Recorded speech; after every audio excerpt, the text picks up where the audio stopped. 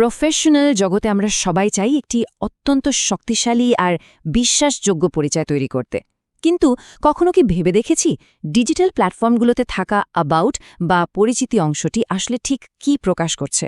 এটা কি শুধু একটি রোবোটিক রেজুমের কপি, নাকি সম্পূর্ণ ব্যক্তিগত কোনো ডায়েরির পাতা?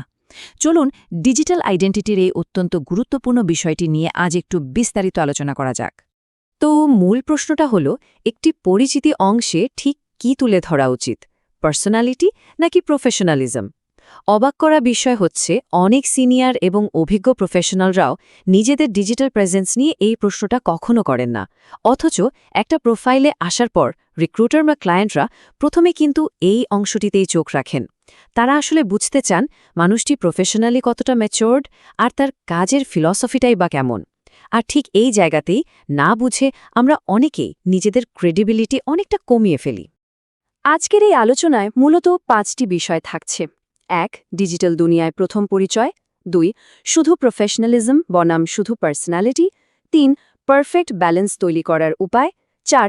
ফার্স্ট ও থার্ড পার্সনের ব্যবহার। এবং সবশেষে 5. ডিজিটাল প্রেজেন্সের মূল্যায়ন। শুরুতেই সেকশন 1, ডিজিটাল দুনিয়ায় প্রথম পরিচয়। ডিজিটাল মাধ্যমে এই ছোট পরিচয়টি অংশটি কিন্তু অনেক সময়ে ফার্স্ট ইমপ্রেশন তৈরির প্রথম এবং একমাত্র সুযোগ।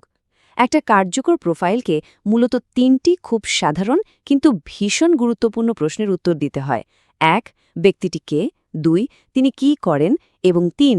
কেন তার সাথে কানেক্ট করা বা কথা বলাটা অন্য পক্ষের জন্য ভ্যালুয়েবল?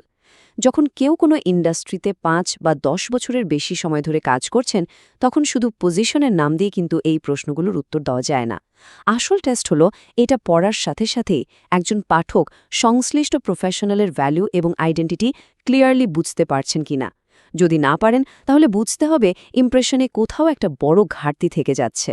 এবার আসা যাক সেকশন 2-এ, শুধু প্রফেশনালিজম বনাম শুধু পার্সোনালিটি। এখানে আমরা দুটো ভিন্ন অ্যাপ্রোচ নিয়ে কথা বলবো। প্রোফাইল সামারি লেখার সময় না বুঝেই আমরা অনেক সময় দুটো চরম ভুলের যে কোনো একটা করে ফেলি। হয়তো শুধুই প্রফেশনালিজম দেখাই, না হলে পুরোটাই পার্সোনালিটি। এখানে দুটো এক্সট্রিম বা প্রান্তিক অ্যাপ্রোচ পাশাপাশি দেখা যাচ্ছে। বাম দিকে আছে ড্রাই রেজিউমে বা একেবারে খসখসে জীবন বৃত্তান্তের অ্যাপ্রোচ, আর ডান দিকে আছে ডায়েরি এন্ট্রি বা ব্যক্তিগত ডায়েরির মতো একটা অ্যাপ্রোচ। সমস্যা হলো, এর যে কোনো একদিকে বেশি ঝুঁকে পড়লেই প্রফেশনাল অথরিটি মারাত্মকভাবে দুর্বল হয়ে যায়।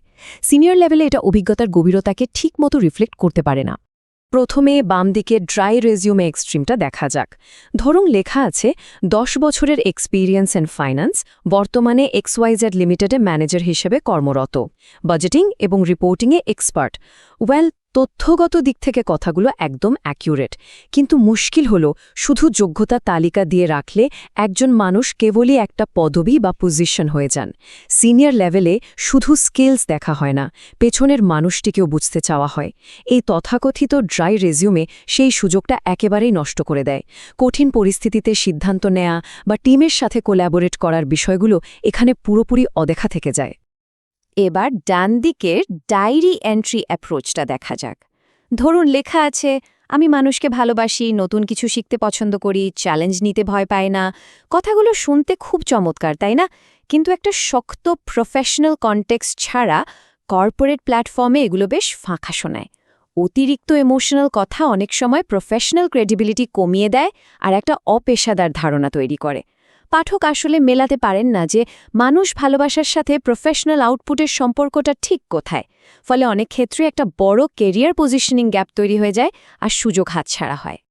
তো সেকশন 3, পারফেক্ট ব্যালেন্স তৈরি করার উপায়। আসল সলিউশনটা কিন্তু লুকিয়ে আছে এখানেই।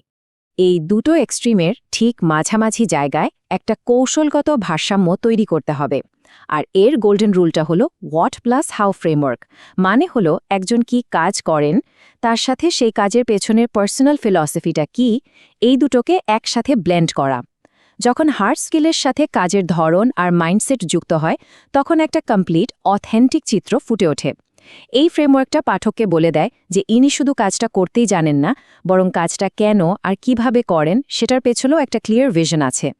ব্যাপারটা একটা প্র্যাকটিক্যাল উদাহরণ দিয়ে ক্লিয়ার করা যাক।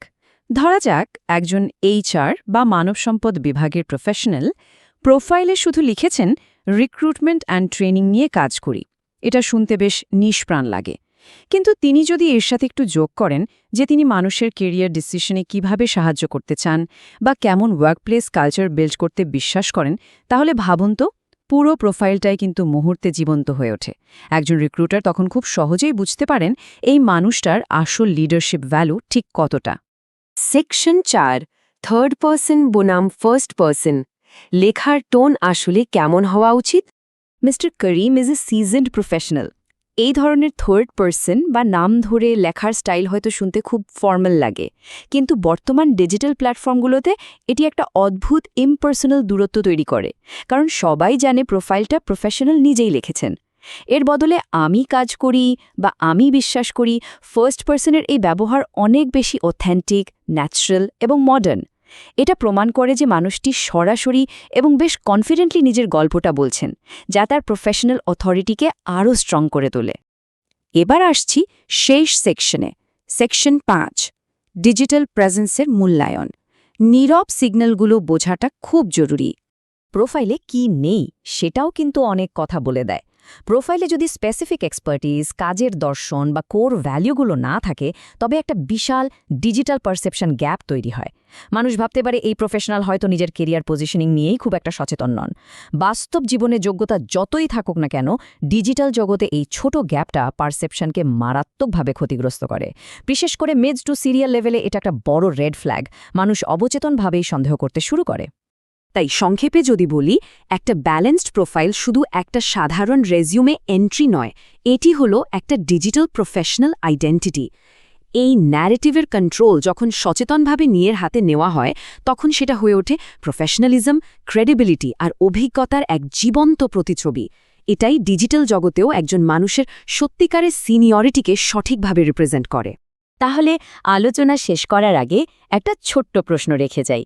একটি ডিজিটাল ফুটপ্রিন্ট বা প্রোফাইল ঠিক এই মুহূর্তে তার পেছনের মানুষটির সম্পর্কে কী ধরনের ইমপ্রেশন তৈরি করছে? এটা কি আসল যোগ্যতা আর সিনিয়রিটির সঠিক প্রমাণ দিচ্ছে, নাকি না চাইতেও কোনো ভুল বার্তা দিয়ে যাচ্ছে? বিষয়টা নিয়ে কিন্তু একটু গভীরভাবে চিন্তা করা প্রয়োজন। প্রফেশনাল ক্রেডিবিলিটি, ডিজিটাল প্রেজেন্স এবং ক্যারিয়ার পজিশনিং নিয়ে আরও বিস্তারিত জানতে এবং একটি শক্তিশালী প্রোফাইল তৈরি করতে ভিজিট করতে পারেন ক্যারিয়ার এক্সিলারেটর বাংলাদেশ বা ক্যাবের ওয়েবসাইটে।